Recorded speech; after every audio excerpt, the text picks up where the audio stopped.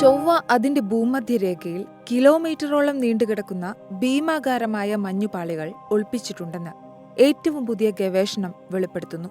ഈ മഞ്ഞുപാളികൾ ഉരുകിയാൽ ചൊവ്വയുടെ മുഴുവൻ ഉപരിതലവും മൂടാൻ പോന്ന ജലമുണ്ടാകും. മാത്രമല്ല, തൽഫലമായുണ്ടാകുന്ന സമുദ്രത്തിന് 1.5 മുതൽ 2.7 മീറ്റർ വരെ ആഴമുണ്ടാകുമെന്നും റിപ്പോർട്ട് പറയുന്നു.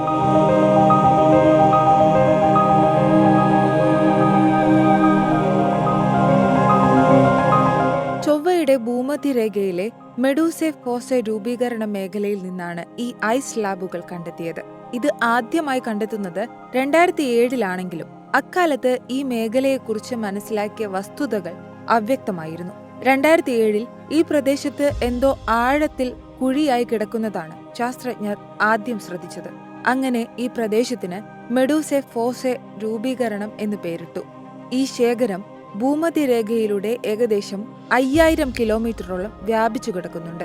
എന്തായാലും പുതിയ വെളിപ്പെടുത്തൽ ചുവന്ന ഗ്രഹത്തിൽ ഒരിക്കൽ ജീവൻ നിലനിന്നിരുന്നു എന്നതിന് ഒരിക്കൽ കൂടി അടിവരയിടുകയാണ്. മുൻപും ചൊവ്വയിൽ നദികൾ ഒഴുകിയിരുന്നതായി തെളിവുകൾ കണ്ടെത്തിയിട്ടുണ്ട്. എന്നാൽ ചൊവ്വയുടെ മധ്യരേഖയിൽ ഇത്രയും വലിയ അളവിൽ ജലം കണ്ടെത്തുന്നത് ഇതാദ്യമാണ്. മാർസ് എക്സ്പ്രസിന്റെ മാർസിസ് റഡാറിൽ നിന്നുള്ള പുതിയ ഡാറ്റ ഉപയോഗിച്ച് ഞങ്ങൾ മെഡൂസെ ഫോസെ ഫോർമേഷൻ വീണ്ടും പര്യവേഷണം ചെയ്തു.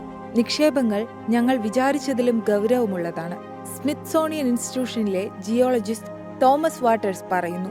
മാത്രമല്ല, ഭൂമിയിലെ ചെങ്കടലിൽ കാണപ്പെടുന്ന ജലത്തിന്റെ അളവിന് തുല്യമാണ് ചൊവ്വയിലെ ഈ മഞ്ഞുപാളികളിൽ നിന്നുണ്ടാകുന്ന ജലമെന്നും ശാസ്ത്രജ്ഞർ കണ്ടെത്തിയിട്ടുണ്ട്.